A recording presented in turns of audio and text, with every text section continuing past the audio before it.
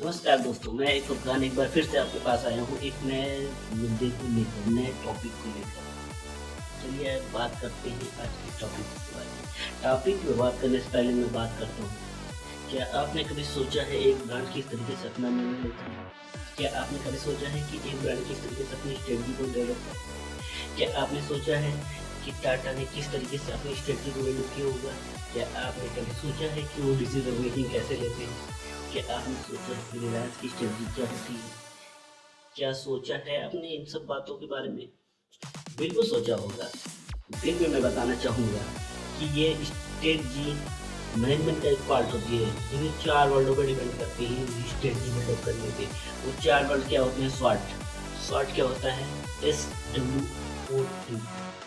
इन 4 वर्डों की बदौलत ही कोई भी ब्रांड, कोई भी कंपनी एक डिसीजन लेती है, एक स्ट्रेटजी को बिल्डअप करती है। तो ये 4 वर्ड एक ब्रांड के लिए बहुत ही इम्पोर्टेंट रोल अदा करते हैं। तो चलिए चारों वर्ड के बारे में बात करते हैं। फर्स्ट थिंग आती है स्ट्रेंथ।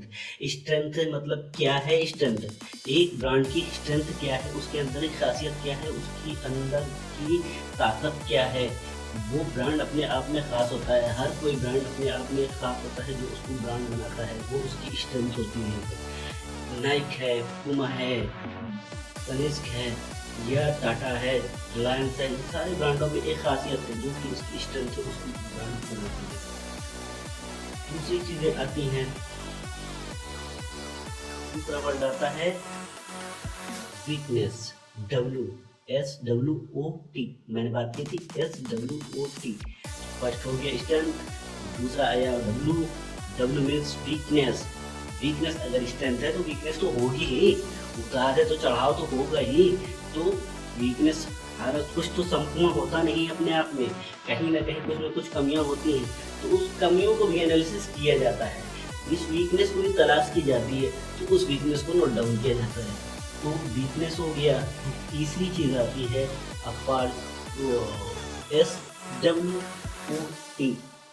तो तीसरी चीज़ आ गई अपॉर्चुनिटी। अपॉर्चुनिटी में क्या चीज़ें आती हैं उनकी बात करते हैं अगर। तो अपॉर्चुनिटी में क्या है कि मार्केट का सेगमेंट क्या है, मार्केट किस तरीके से है, मार्केट में क्या क्या चीज़ें हैं, या मार्केट में आपके ब्रांड में क्या क्या अपॉर्चुनिटी बन सकती है, आगे हम किस तरीके से बढ़ सकते हैं।